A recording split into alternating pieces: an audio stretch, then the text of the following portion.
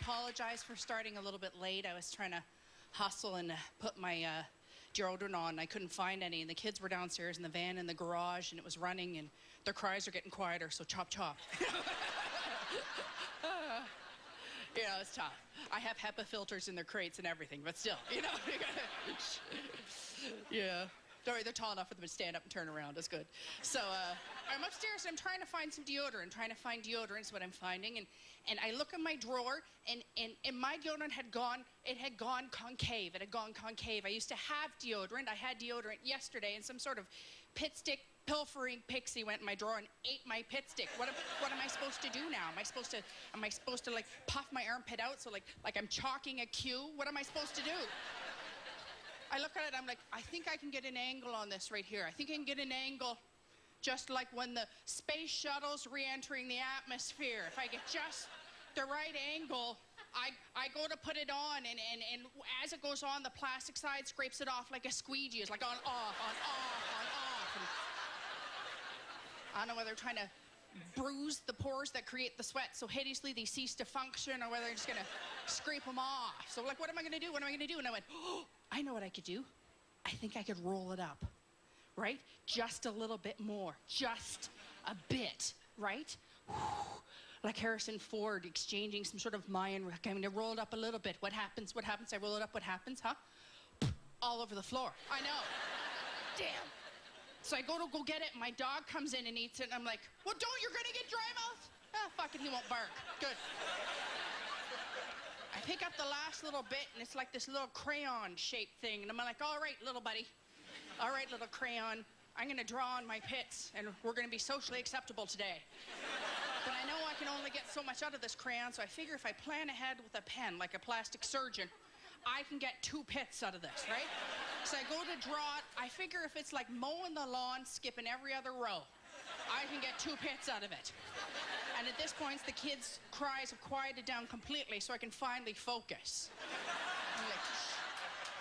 I'm like, here goes, ready? I go to do it, gone. It's gone in 1 hit. It's one of my, I try to scrape some out from underneath my nail to do the other one, and now I can't. Now, what am I supposed to do? I only have 1 pit done. Am I supposed to go into work and fake some sort of palsy? Am I supposed to like, can you get the photocopier for me? Could you just, what if you just, I can't do that. I can't. I'm an East Coast woman. We flap when I talk. I have to have both arms done. Have you seen us? We flap. We're like flightless birds. We're like chickens or the New Zealand Kiwis or something. We have to flap. We're all huge women from eating squares from the United Church Women's Cookbook, and if we don't flap, the whole province going right into the Atlantic. Come on, Bertha! Come on! That's why they gave large, older women the flap, the underneath the scrotarm. That's why they gave that. It's for lift. So it's 4. So, okay, I don't get mine. I'm like, then I run out of my deodorant. What do you do when you run out of your deodorant? You go into the husband's drawer, right? And don't lie. There's been a bunch of you that have skipped into your wife's drawer and gone to work with a lilac pit. Don't lie. Don't lie. You can all be tough, cute guys, but you've gone to work one day going, you know what? Who is this neighborhood's newest Avon representative? Let's have a potluck Friday. It's beautiful. It'll be beautiful. So I'm going to get the deodorant out of my husband's drawer, but it's not there because he's a computer geek, so he's off at some convention. I'm not entirely certain about what he does, but he earns a lot of money, and I have no gag reflex, and I like shoes, so we've worked out a bit of an Excel spreadsheet together. So he's awesome. He's a computer geek. Do you know how you talk sexy to a computer geek? That's how I talk dirty to him. I lean in and I go, 1011 1011 3.1415. And he's like, which means mount me in Klingon, and it's go time. Yeah. We conceived all of our children to the original fight music from Star Trek. It's hot. It's very sexy. So I look in his drawer, and he has some like emergency deodorant in the back that my parents gave to him for like Christmas in his stocking, right? They live in rural Ontario. They get all their stuff from the Stedmans 5 and Dime, who does most of their stocking from estate sales in the greater Vernon region. So if Linda dies, next week there's going to be a sale on sweaters with the letter L in the back, right? So I take it out and it's Old Spice, but it's so old it's spelled A-U-L-D-E. It's that old. So I said, well, it's either that or I'm going to be stinky, so I'll put some deodorant. But I take it out and it's this wide, like man stick is this wide. Then I figured out men have been overestimating body part sizes for like ages, right? Like, how big's your pit? Oh, I haven't found a woman can hug this yet. No, sir. No, sir, right here. I go to put it on. I'm laminated right to the ribs. I'm laminated shut. But it's got like depleted uranium. It's like one of its ingredients, and it's starting to do weird, like grandpa shit to me. Like weird stuff starts happening. Like I pull my pants up over my tits, and I start bitching about my lawn and reading the obituary to see if I know anybody, you know. So I said, that's it. I gotta go out and get some more deodorant. So I go downstairs, crack a window, the kids' vitals come up pretty good, right? So I'm gonna head out to the east end of where I'm from, Ottawa, the city always sleeps. That's where they keep all of the French people. And we go out there and I go to a Walmart, but they've got the mega Walmart now, hey? Not just regular Walmart, got regular Walmart, grocery Walmart. It's got a cornfield and a outpatient plastic surgery area and just a small section of Porter Airlines in through the back, just for the McDonald's drive-thru. It's awesome. It's the only other thing you can see from like Bing Maps outer space other than the Great Wall of China. It's huge. So I go in, I said, it's gonna take me a fair bit to get in there, so I think I'm probably gonna have to give my kids Gravol, because it gives me about 6 hours of mommy shopping, you know? So in I go, and I find the deodorant section, and it's like a kilometer long, and I don't know where to begin. And the men's section's very small, because you guys get red stripe. And if you're on a red stripe, you get blue stripe. But you don't even know the names of them. They have great names. Guys, deodorants, they got like Manly Mountain and Testosterone Terrain and Scrotal Springs. You know, like fuzzy, good names, man names. The deodorant aisle's this wide, so they fit one deodorant on it, right? But the girls' aisle's different. We don't just buy, women, we have an emotional relationship with our deodorant, right? You go by smell, like a buffet. Like a buffet, right? And it comes to mean something to you spiritually. So I'm surfing along. I like a little apple blossom in my pits from time to time, particularly in the spring. I run out on Facebook. Swear to God, there was a group from Brampton getting a bus together from women to get the last case of apple blossom in Markham. They're like, that's it! Everybody on the bus! To Wanda! You know, like... So you gotta smell each of them. You gotta smell each of them and see what you think. So I take the lid off one, I'm like, what's that? That's baby powder. You always start with baby powder. It's like a Chardonnay at a wine tasting. It's how you set your base level, right? I'm like, what's baby powder? Yeah. Lost my virginity to that. Don't want to be disappointed twice. That didn't last long. This one. And then I found one called Morning Serenity. Serenity comes in a stick? Forget religion and philosophy. I found a path to God for less than $5 in aisle 5. Salvation is mine. But I don't need morning serenity. I don't get up real well in the morning. I have VSS, Velcro sheet syndrome. I just can't get my arse out of bed. I can't. It sticks. I can't. I don't need morning serenity. I need one called more like, get up, get up, get up! But it doesn't fit on the label real easy. And it has paprika in it, which makes me blister some. And then I found mango, and I like mango, but then I realized a universal truth. This is in a winter season, and I think I realized that a fruity pit is a summer pit. Am I right, ladies? Right? A spicy pit's a winter pit. You can't have a fruity pit unless you're vacationing. Then I find, vanilla chai.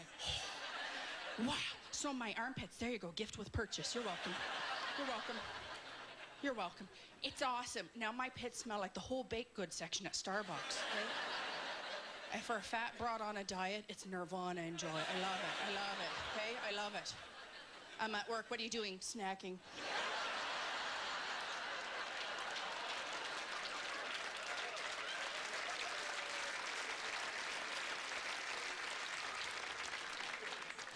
on for snack commercials, not that one where that skinny lady in a commercial in a red dress, she's like, well, no, I get snack and then they have donuts at lunch and in the office. I eat my Special K. And her gay friend goes, girl, you invented Special K. I want me. I want me. I want large women from the East Coast that have embarrassing middle names named after their great aunt. I'm like, Bertha, you're in. Give her a lick. Give her a lick. Come on in. Right in. Don't worry, it's a hot day. I have some under here, too. Come on in. Come on in. Come on in. God. Don't judge me, guys. I've seen you on a hot day.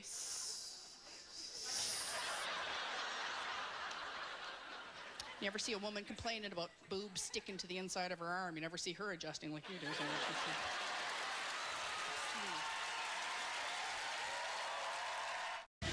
I like to feel groomed as a woman tonight. Like I got quite groomed. I got all made up and everything. I like to feel sexy as a who feels sexy as a Canadian?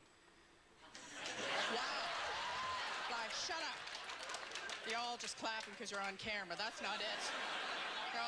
You're all clapping. Someone's clapping. Everyone, come Canadian lemmings off to the committee. Don't anybody wear anything scented. It's bad. Go. It's not. I think our national average is 1.8% feel sexy. That's fine. I just don't think we're known internationally as sexy. I think we're known more as drunk and polite. And that's fine. That's fine. That's fine, right? And I'll tell you what's hot, my Canuckers. I'll tell you what's hot. I'll tell you what's hot. You try to strip a Canadian in February during skidoo season. Oh, yeah. That's 6 hours of cardiovascular wonderland. That's hot. That's more like, first I'm gonna grab you in back behind your Sorel boot with my Gore-Tex glove. I'm gonna pull real hard to both the boot and the liner. Come on. Spilling salty slush all over my thin-solate snow pants.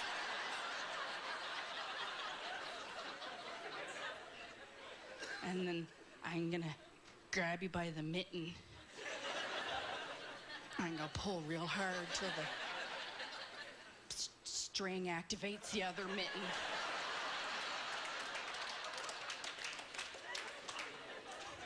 Whistling through your parka, caressing the sweaty spot in the small of your back in your dual fold long underwear by Lifa. Then I'm gonna rub you right here in your scarf till the snot thaws, and then I'm gonna kiss ya! That's a sexy Canadian, don't lie, that's hot. That is. That is. I wish we were sexier. I wish there's someone, you know, in the south of France that thinks that, like, Canadian chicks are hot. I hope somewhere they're like, oh, yes. The Canadian women are found so sexually attractive. Yeah, yeah. The way they can put on 30, 40 pounds in the winter and never shave their legs. Oh, yeah.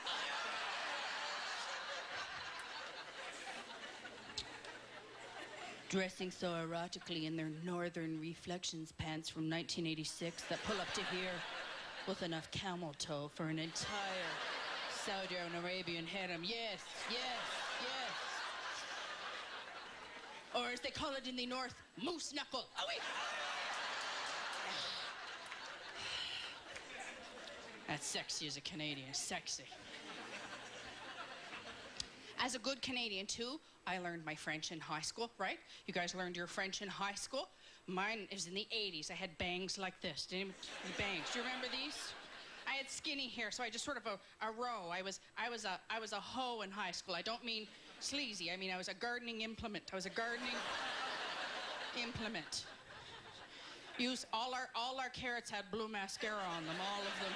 All of them. Mine was called the Vive le Français French system, and it came with a cahier.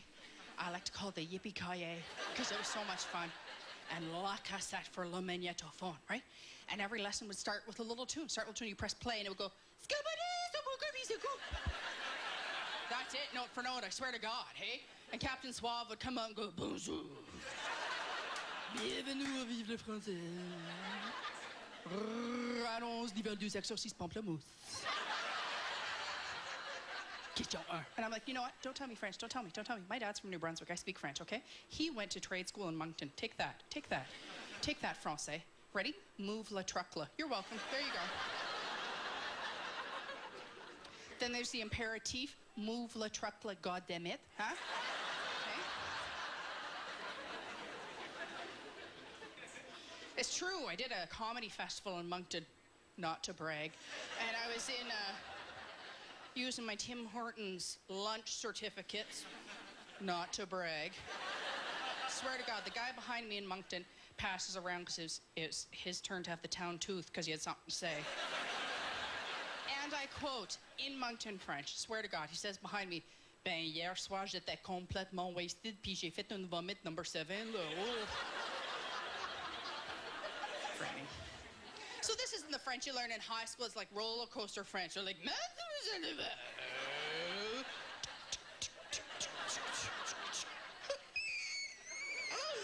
aller au centre d'achat. Répétez. And that répétez would linger. It would linger in the air like a fart in a snowsuit. Linger, linger, linger.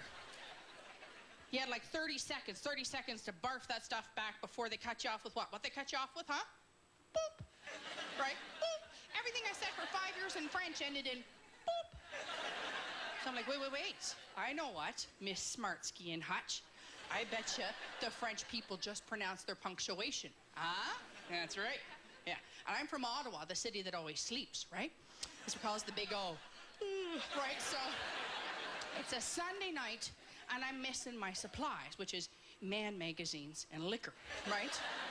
So what I do is I just cross the river and I go over to the province to get back. The province sleep with anybody. I go right across there, right? And I go over there and I get my supplies, and I come back and I stop at a McDonald's on the Quebec side on purpose to practice French for my frère et sœur, right?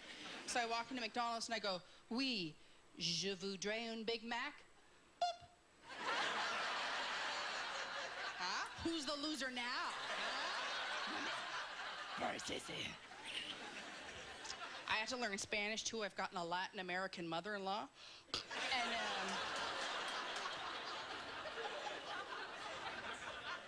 she is from Colombia, so I do have a shipment of flour available on my website for, you make a lot more money than you do with the entertainment book, especially if you cut it with, like, icing sugar. Right? Productivity skyrocketed. So, that's what I'm saying. So she would come up and visit us, and she would never, like a social visit, she was up for like a conception cheerleader, you know? She'd be up and go, you know, Andrea, you and Carlos have been married for 4 years and still you don't have any babies. Can't he find your vagina?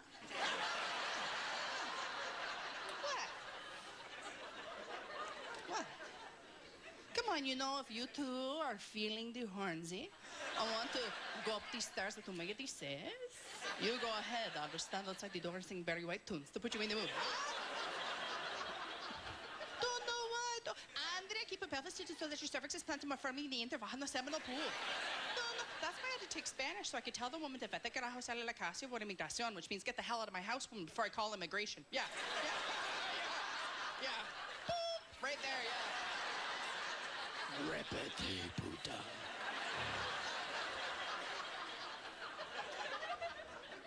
I shouldn't be talking about my in-laws. My family's nuts. They're all from New Brunswick. I love them. I love them very much.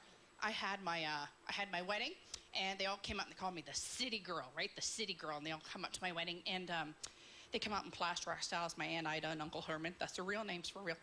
And they come up and they have, she's wearing plaster rock chic, which is like a fabric floral skirt, hey, from fabric she ordered from the Sears catalog outlet, which is attached to the Anglican Church in Bingo, right?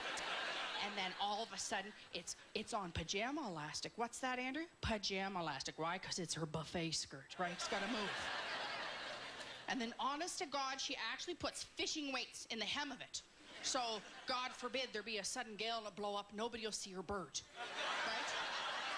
And Aunt Ida's a big lady. It's more of a, you know, a condor than a sparrow. Uncle Herman comes trotting in. He's got his Kiwanis vest on, right? Kiwanis vest. And I'll have you know, he can call Bingo anytime he wants in that entire Tobic Valley region. I come from royalty, so pay some respect to me, right? He has enough regalia on to hide his man boobs as he jingles in, and she goes, Andrea, I don't know how much you paid for this Jeesley city photographer. Herman, get the camera. My Uncle Jingle's back, and he comes back with a camera with Magic Cube flash cubes. She made it made in Chernobyl. You know, they're like, she took pictures of everything, bleaching everything out. Like, I used to be an African-American woman, I was.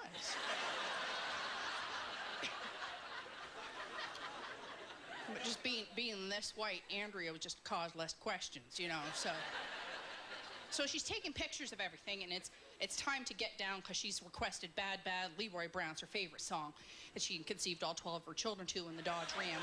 Ironic name for the car. So she, it's dance, all of a sudden, she passed out. We know it's her, what with the jingling of the weights in her skirt against the parquet, right? And there it is. So she goes, oh, geez, Herman, I got the worst headache. And they actually, swear to God, then the ambulance comes in, takes, now I'm not the only person in white. They take her out. I don't see her till the next day at the, like, gift opening, right? She comes up wrapped up like the English patient, all wrapped up in gauze, but still with her crystal letter I from Avon, because just because you're injured doesn't mean you don't have to accessorize, right? And she comes in, and I said, like, what's wrong? What happened? She goes, look at this, look. Second-degree burns. What happened? Turns out I had the camera backwards the whole day. Can't believe. And she still brought the pictures like blister priest, blister cake, blister. It's a proud people I come from. It's a proud people. I was a high school teacher for years, and I actually marked some of those literacy tests as my favorite. See if you can think like a grade 9 student now. They were talking about heroes in technology. Okay, think like a grade 9 student. Who invented the telephone? Are you ready? You ready? You ready? Billy Graham. There you go, Billy Graham. It's Billy Graham, the original televangelist, trying to get a hold of God, got Doug next door and says, I think there's money in it. I think there's money in it. I'm gonna get a blue polyester suit. The other one, ready? Who invented the automobile? According to grade 9s, who invented the automobile? Harrison Ford. That's right, Harrison Ford. True story. So anyways, from much coaching from my mother-in-law, she would have helped us if we could. We did have kids. I got pregnant. It's great. Weird things happen. I remember in high school, they used to say, you know what? If you can fit a pencil under your breast and it stays, that means your boobs are saggy. Know what I have now? All the cedar for our wraparound deck. All of it. Still have a Rona receipt in my armpit. All of it. Didn't fit in the van. Put it under here. It's awesome. My husband's excited. He says, oh, I hear when you get pregnant, your boobs get really big.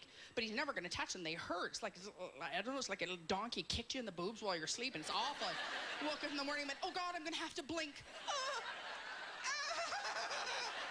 Brutal. They grew huge, but not normal huge. They grew fast, like corn in August. You could hear them. They're like huge and veiny, like that plant from the Little Shop of Horrors. You know, feed me, Seymour.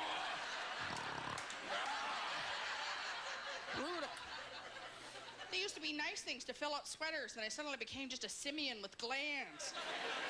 This kid who used to be in my class, she's like, well, I gotta leave because I gotta put some polysporin because I got my nipples pierced and it really, really hurt. That didn't hurt. I'll tell you what hurt. By the time I'm done with all this breeding, I've had 2 kids. It'll be 3 years they're breastfeeding. I'll tell you pain. I'll tell you what. You try to breastfeed a 2-year-old with a cold who's teething, and they sneeze. Oh, they're like Mexican saddle leather now. They're sturdy. We're locked to the house some February night. My husband's going, well, where's the keys? I'm like, shh. Quiet the kid down. What? Shh. Go ahead. Go inside. Just cut right through the glass. Yes, sir. And I was pregnant. I got stretch marks, but I was good till about my 4th month. And in my 4th month, it hit me like a pebble hit my windshield, just right across me. You know that? It's brutal. And you can't fix that with Apple Auto Glass. Just leaves a hickey. It does. But, you know, haven't been a teacher before. I try to use a negative for positive. It's a learning moment, right? So they're like, hey, Andrea, how you getting up from your comedy now back up to Ottawa? And I went, oh, right from here downtown. Let me show you what. I'll show you right here. Come over here to the Don Valley Parkway, up through to the 401 to the 416. Don't go too far. You might end up in the Parliament buildings, just in this area.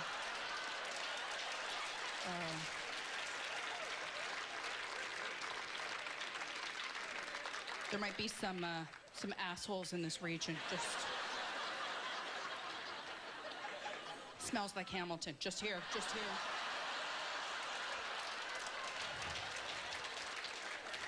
I was tough. I saw some you have to do this to look at my ass. I'm sorry. I apologize. Having been pregnant, I used to live downtown, and I thought I was desperately hip. I thought I was very hip. I lived right near a bus station. Hey, that's hot. No, it isn't. And I came back, and I was like uber pregnant. I was like 8 months times 12, large.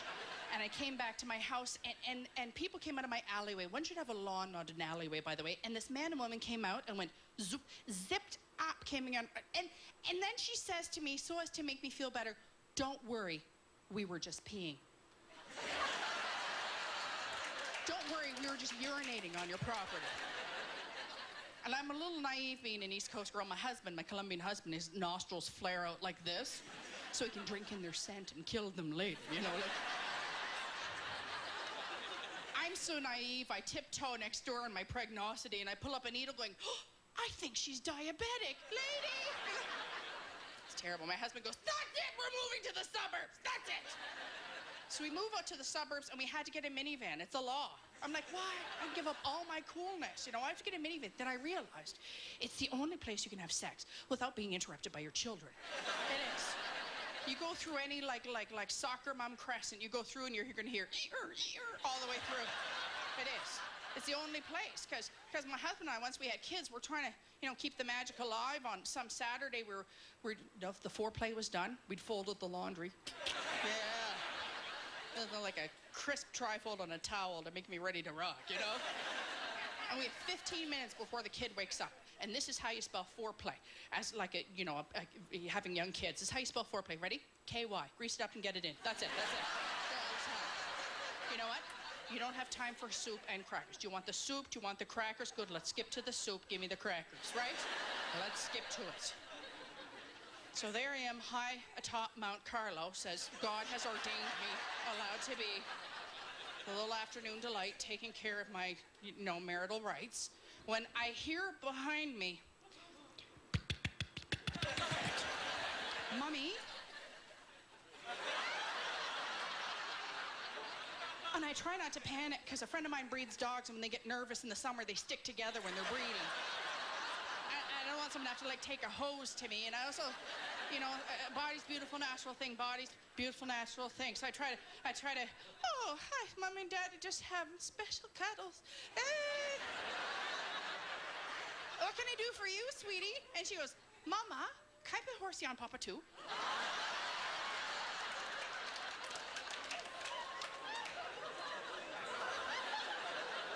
Okay. So I'm like, yeah, giddy up, okay. What am I gonna do? So I decide I dismounted my steed. I'm like, well, let Daddy finish that ride off on his own and get you a sippy cup and go downstairs and see if Dora finally gets killed today. Let's go. So that's why you have a minivan, because you can lock the garage, lock the door, and go into the van, but you want to make sure the next day to change over the DVD, because you can't have them go, Mommy, why are Barbie and Ken angry and grunting? You're like, oh, sorry. Sorry about that. My toy's not working. I'll get your batteries another time, baby. Sorry.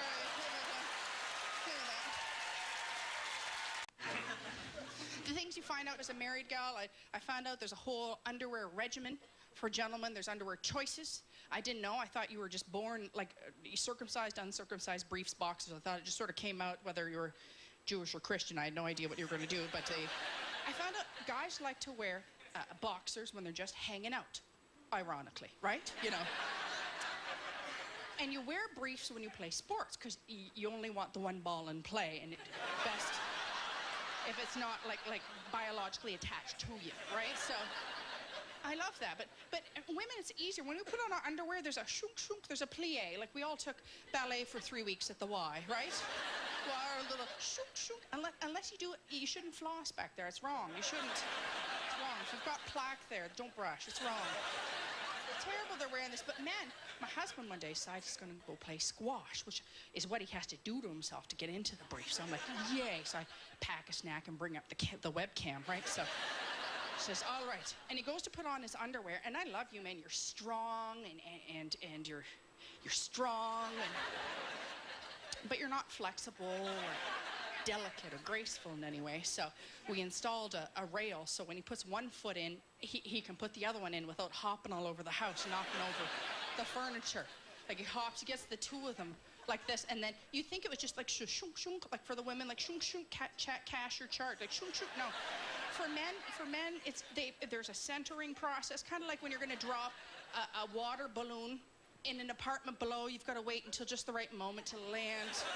So there's like a hovering, and that's not it yet. But then there's like a shuffling and an adjustment, and they're like, daylight savings times was, shit, I gotta go to the left now. And they're like, so and always at the end, every guy, there's always like a shake at the end, like you know, when my aunt puts a Jell-O mold into the fridge so the bubbles don't settle on the fruits, you know. Takes 10-15 minutes to pack it just right. And I love coming up to him going, he's like, they're gonna start again! Didn't have the heart to tell him he was actually wearing my panties. I just didn't. I did. Little lace inset with bitch on the wire. Didn't come home for a long time after squash that night. And you men are all at different ages, and I'm just speaking as a married woman now that I have knowledge. Some of you are very young. Some of you in your pizza years, and you're in your IKEA years, but some of you are firmly in your Canadian Tire years, right? And I love that. But we spoke to the women ahead of time, and I think I'm speaking for the women in the room if I could say, men, as you get a little older and you head out to the Canadian Tire on a Sunday in track pants, if you could just really wear some briefs, we'd really appreciate it. Hey, ladies? Yeah, high five. For sure, it is. I don't want to be walking down the Martha Stewart aisle and all I see coming at me is dun dun dun dun dun dun dun. Quick, GP, they've got hammy.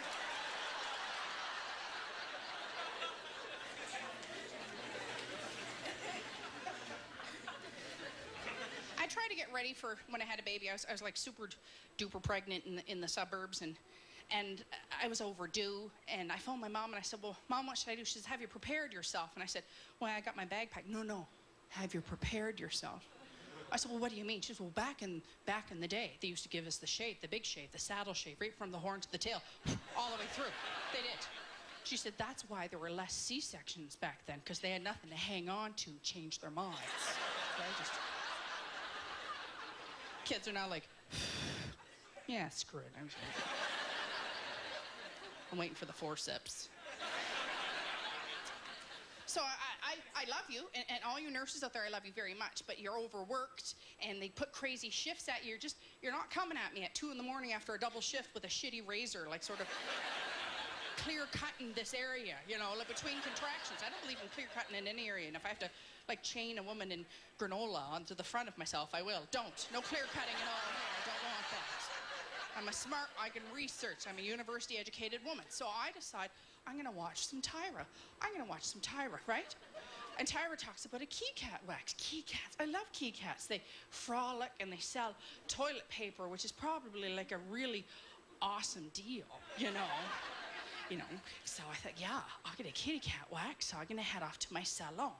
I said, hi, I'm Andrea Jensen. I'm here at 10:15 for my kitty cat wax. And they said, kitty cat, what do you mean? I said, meow. And she's like, oh,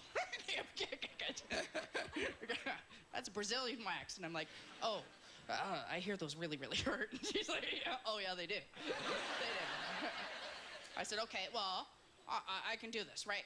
So I went over and I sat in the chair, and my normal chair, right, and where I get my hair done, and I pop up, I go to put my foot up, and they're like, oh, Jesus, no, we don't do them out here.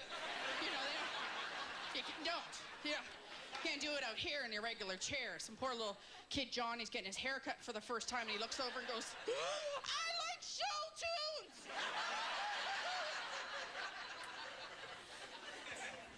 tunes. No, you have to go into the back where the shitty flooring is. And I'm like, oh, okay. So I get up and I waddle in all my pregnosity towards the back, and you hear, dead bush, walk in. I just waddle.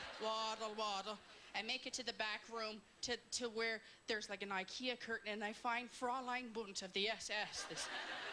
This masochistic bitch comes in and lie down. I lie down, and on this like dental type chair, and luckily the manacles weren't working that day. And then she goes over to the corner of the room where there's a volcano where lava from Satan's ulcer is bubbling out. And she fills like a smelting cup, like the one you melt jewelry in CSR, you know? Fills a smelting cup with tongs and comes over with her one good aluminum leg and comes towards me and nods down like a hood, like in Flashdance, like the welding helmet, like this. And just runs that, finds anything pink and fuzzy, and douses it with lava, douses it, swats a Kleenex onto it, so it's stuck together. So now I'm one dimension, I'm unremarkable, like Barbie from front to back, all the way through. I'm like, wait, stop. I said, wait, there's gotta be a good side to this. I thought maybe when she pulls it off, maybe the baby will come out too. Maybe sort of like the same concept as the Biore nose strip, you know, like, takes the blackhead out, you know, so. I thought, wait a minute. And then she goes, no, it's gonna be awesome. So it's gonna hurt a little bit, you're gonna really like this, Andrea. And she goes to put her foot up on the inside of my thigh for leverage. And I'm a Danish woman, and yes, I am a real blonde. I'm tired of people looking at me. I'm tired of blonde people coming up to you going, oh, are you a real blonde? Oh, really? Does the carpet match the drapes? The cuffs match the collar? Do they? Do you know what I say to them? Do you know what I say to them when they ask that? I say this, you know what? I don't have carpet anymore. I had it taken out. I had laminate put in. It's just easier to keep clean.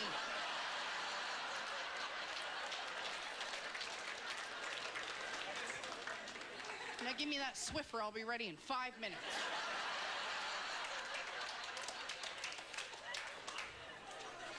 So she puts her foot up in the inside of my thigh. I'm a Danish woman. I have like 4 body hairs that rotate around on a work-to-rule socialized basis, you know, like, it's not even carpet. It's like a bath mat from IKEA from the as-is section, like I caught in the escalator, you know?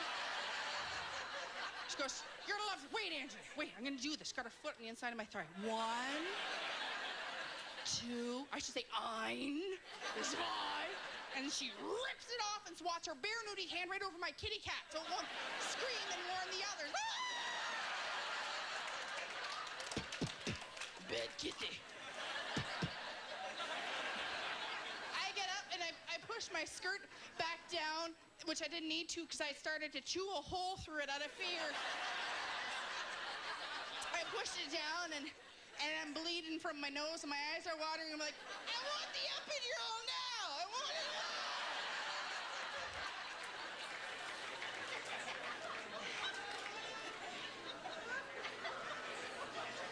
I stake her out, and through my blurred vision, she's coming at me with something shiny, and I thought, oh, maybe it's like the dentist, because the last time I got something ripped out and it hurt, it was a tooth, and I got a prize, right?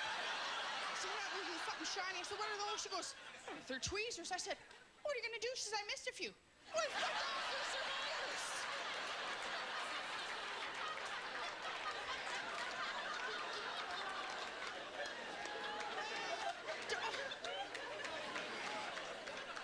If you do that, my David Suzuki tattoo won't have his goatee. Save the beat. So we did have the kid eventually. We did have it, and ended up having an emergency C-section. The guy comes into his room and he goes, I know your birth plan is like super duper important. I'm like, birth plan? I said, I want it outside of me, not on YouTube. That's it. That's all I ask. That's all I ask. I don't want to be a t-shirt. That's fine. Get it out. So we get it out. Baby comes out. It has fingers and hands, and it's human, and that's good. And I'm exhausted. They call it the fog. There's no time to even think, or you even get time to go pee. You just leak out your eye and dab and avoid fiber, you know? Like, I'm exhausted. And we go off to the doctor for the checkup. He gives me a little checker. He's like, nice wax. I'm like, I don't recommend it. He says, you guys are go ahead, you know, red light, green light, go! Have some marital relations. Go ahead, you guys. Marital relations, my husband says, that's sex. And he goes, wow, that's great. And you're like, you know what? I don't know if you've ever had a cut, but you never want to take the Band-Aid off and poke it, you know? So I'm not looking forward to this. So we tried one time, and we were so exhausted. True story, we fell asleep in the middle of it. We're in the middle, both of us woke up like, was it good? It was brutal. It's terrible. So I thought, no, Andrea Jensen, no. No, you're a Danish Canadian sex panther is what you are. Yeah, right? Like Dr. Phil says, plan to have sex or plan not to. And I'm like, yeah. Ready? Here's my Danish Canadian sex panther. Ready? Arr. Here's right around this side. Arr. That's it. It's a cold country. Put our mittens back on after that. So I decide I'm gonna seduce him, right? The ball is in my court or both. I don't know. So I'm all sexy and I slink down the stairs dressed all sexy in my SpongeBob square pants, flannel jammy bottoms, and a sports bra. But I stopped and I adjusted my boobs back into two. You know what happens? Yeah. You ever get the uniboob? You ever just get one?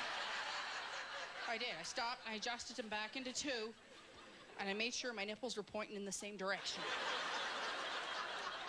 So, in case I got, like, excited or something, it wouldn't be disconcerting. And I decide I'm gonna seduce him, right? I decide I'm gonna slink down the stairs, and I look at him, and he's all steamy in the kitchen in the bottle sanitizer, and he's wearing my Pretty Pony flannel jammy bottoms, and also a sports bra, because it was the only thing clean in the house at the time, right? And we drop gloves, and we run into the living room in the middle of 52 Cheerios and half a cheese slice from snack time. We drop and just bang flannel with two good Canadians. Lights on, lights off, lights on, lights off, lights on, lights off, with only Tiggy Winky, Dipsy, Lala, and Poe as the witnesses to our raw passion. It was awesome. It was like the best 2.3 minutes of 2005. It was hot. I knew it was good too because he's crying. I knew he's crying because he had a little Cheerio stuck right here in his eye. It's a beautiful moment. Something weird happened. I found out after you have kids, your hormones get real weird and screwy, right? So I found out the same hormone that was like, oh, my baby's crying. I must make some milk. Is very similar. Don't get ahead of me. Very similar to, yeah, Daddy, that's the spot. Don't stop. So.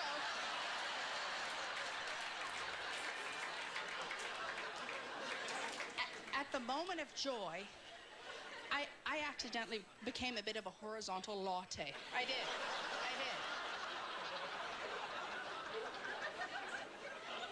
I accidentally squirted him right in the eye. Which makes us about even. That makes us about square. Hey, ladies, come on. Swallow, come on.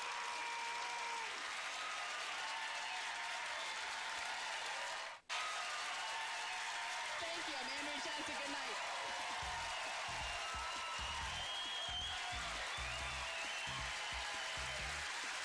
Ladies and gentlemen, Andrea Jensen.